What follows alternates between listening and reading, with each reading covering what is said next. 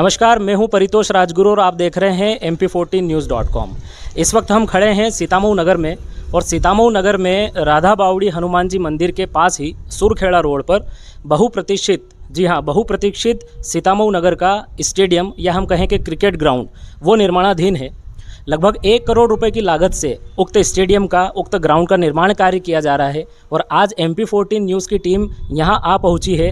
कितना प्रतिशत काम हुआ है, कितनी गुणवत्ता से यहां पे काम हुआ है, सब कुछ आपको दिखाएंगे। बने रहिए mp14news.com के साथ। बात करें इस स्टेडियम की तो लगभग 1 करोड़ रुपए शासन की तरफ से इस स्टेडियम को बनाने के लिए मंजूरी मिली थी और 1 करोड़ रुपए से कितना यहाँ पे काम हुआ है वो हम आपको दिखाने जा रहे हैं। कैबिनेट मंत्री हरदीप सिंह डंग जब कांग्रेस के विधायक थे, जब कांग्रेस पार्टी में थे, तब उन्होंने ये मांग करी थी और सीतामऊ नगर परिषद के माध्यम से अनुशंसा हुई थी। मध्य प्रदेश शासन ने स्वीकृत किए थे लगभग 1 करोड़ रुपये इस क्रिकेट स्टेडियम के लिए, इस ग्राउंड के लिए।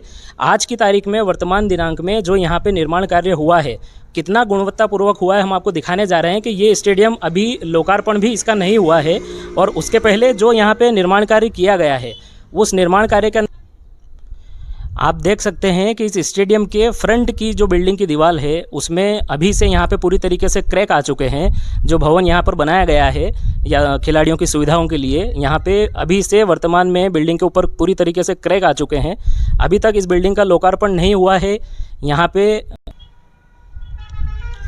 बात करें इस स्टेडियम की तो सीतामऊ नगर की और आसपास के क्षेत्र की जो ग्रामीण खेल प्रतिभाएं हैं और हमारे नगर की जो खेल प्रतिभाएं हैं उनको नए अवसर मिले और खिलाड़ियों को यहाँ पर खेलने के लिए एक उपयुक्त और सुविधाजनक ग्राउंड यहाँ पर मिले। इस सोच को रखते हुए उक्त स्टेडियम के लिए प्रशासन ने यहाँ पे 1 करोड़ रुपया मंजूर किया था।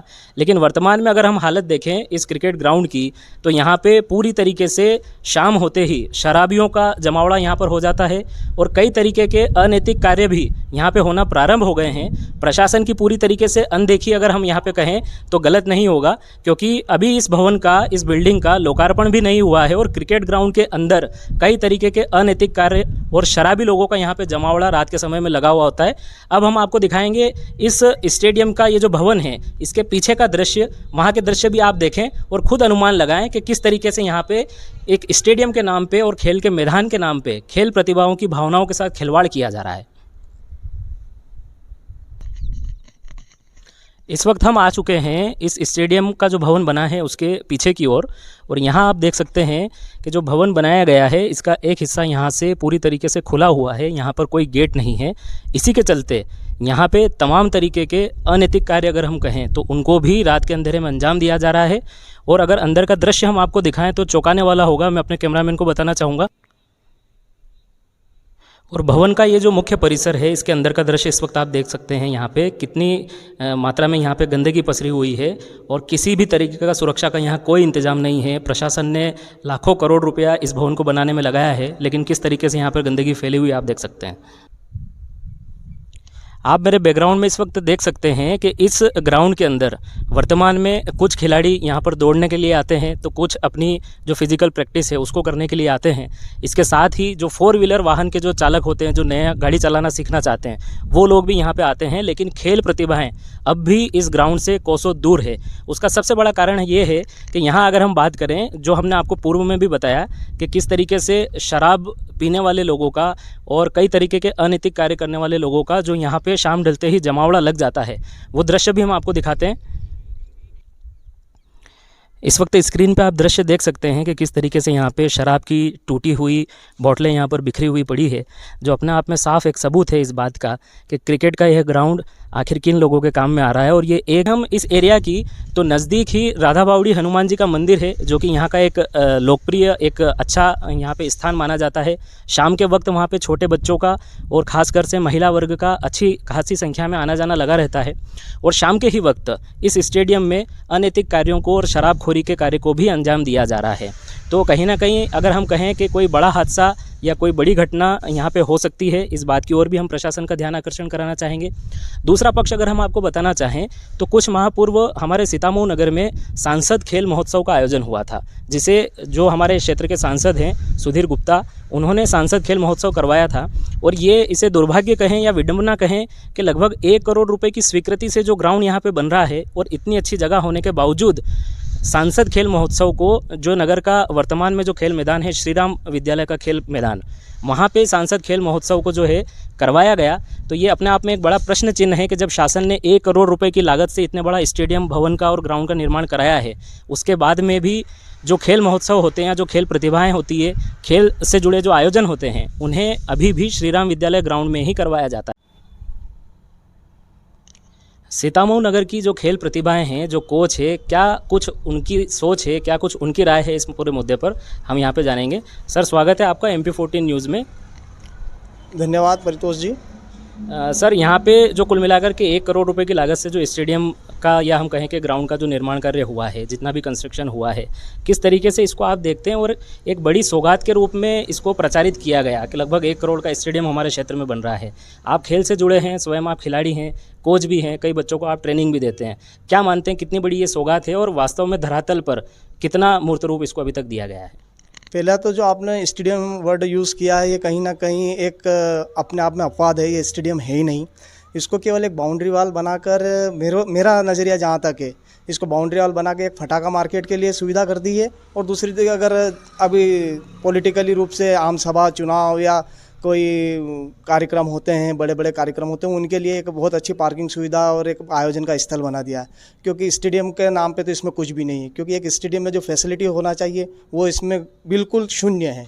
कई बार खिलाड़ियों ने इस मामले में बात करी है, प्रशासन को भी सचेत कराया है, माननीय मंत्री जी को भी सचेत कराया है, यहाँ की जो DPR बनी थी, जो टीम थी, उनको भी सचेत कराया कि एक खिलाड़ी को जो फैसिलिटीज़ चाहिए स्टेडियम में वो नहीं है। आप यहाँ देखेंगे पानी की व्यवस्था नहीं है।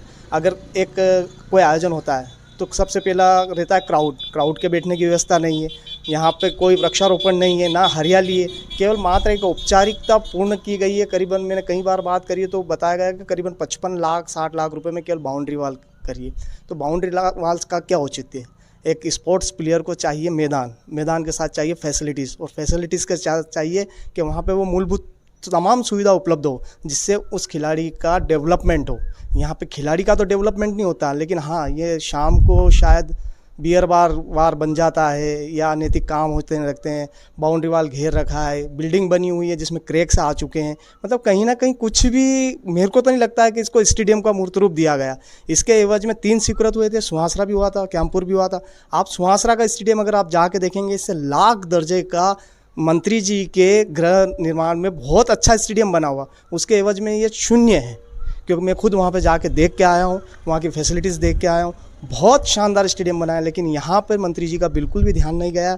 मैं मंत्री जी पे इसका आरोप नहीं लगाता हूँ, लेकिन जो इसमें इन्वॉल्व है वो कहीं ना कहीं भ्रष्टाचार की भेंट चढ़ा है और इसमें कुछ भी काम व्यवस्थित नहीं है और ना खिलाड़ियों के अनुरूप काम हुआ है। तो संजय सर, आप तो स्वयं खिलाड़ी भी हैं और खेल प्रतिभाओं को आप ट्रेनिंग भी देते हैं। एक मानक स्तर होता है कि जब क्रिकेट का ग्राउंड बनाया जाता है या स्टेडियम से जुड़ा हुआ कोई भवन बनाया जाता है, तो खेल प्रतिभाओं को जिन चीज़ों की आवश्यकता होती है, जो एक बेसिक इंफ्रास्ट्रक्चर होता है, उसको ध्यान में रखते हुए निर्माण कार्य किया जाता है। लेकिन जैसे हम यहाँ पे देख रहे हैं, आपने बताया कि बाउंड्री वाल यहाँ पे बना दी गई है। वर्तमान में खिलाड़ियों के लिए सुविधाओं के नाम पे कुछ नहीं है। शाम के समय यहाँ पे शराबखोरी होती है। इस पूरे दृश्य को देख करके, इस पूरी चीज़ को, घटनाक्रम को देखते हुए, एक खिलाड़ी होने के नाते आपके मन में क्या कुछ प्रश्न चिन्ह खड़े होते हैं?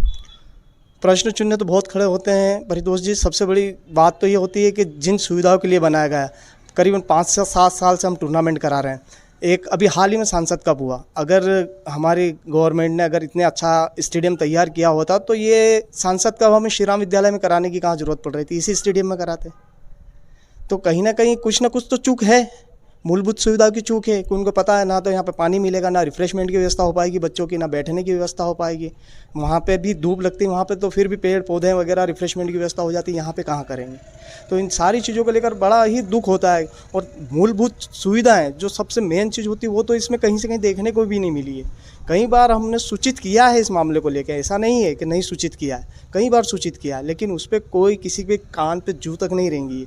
और अगर आपको स्टेडियम का निर्माण करना तो यहाँ पे मेरे अलावा भी बहुत अच्छे सीनियर्स खिलाड़ी हैं, बहुत सारे स्पोर्ट्स प्लेयर्स हैं, उनके साथ टीम गठित करके, इसके निर्माण की टीम गठित करके उसकी ओर अग्रसर करना था कि आप लोगों को ये स्टेडियम बन रहा है, इसको देखना है कहाँ क्या बनना चाहिए। ऐसी कुछ भी मीटिंग नहीं हुई। केवल एक मात्र नगर परिषद के इंजीनियर ने यहाँ की DPR बनाई, अपने आप में जो स्ट्रक्चर फ्रैक्चर करना था वो पूरा कर दिया उन्होंने, और अपनी तैयारी करके और एक मतलब बना के छोड़ दिया कि बस उनके इतिश्री कर ली कुल मिला के।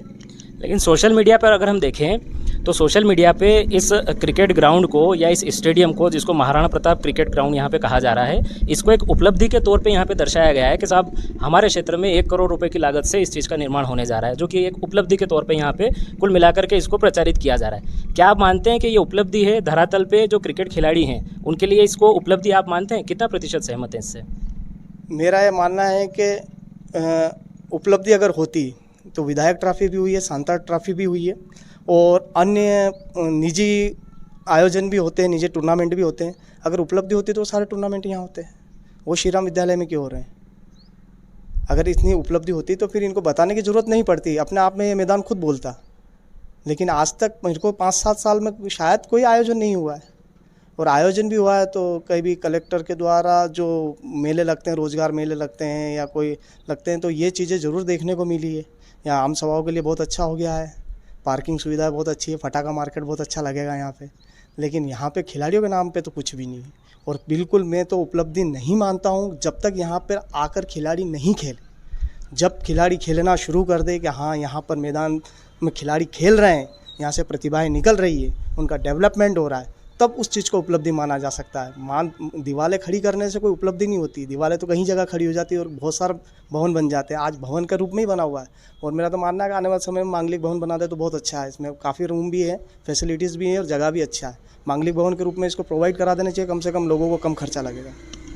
तो दर्शकों, ये आपने देखा हमारे सीतामऊ नगर के खिलाड़ी भी हैं, खेल प्रतिभा अगर हम कहें, कोच भी हैं, जिनका ये मानना है कि वो क्रिकेट मैदान ही क्या जहां पर खिलाड़ी खेले नहीं।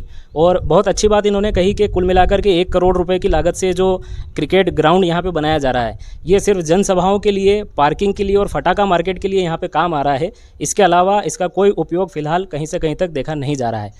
MP14 के लिए परितोष राजगुरु, कैमरामैन दीपेन चौधरी की विशेष रिपोर्ट।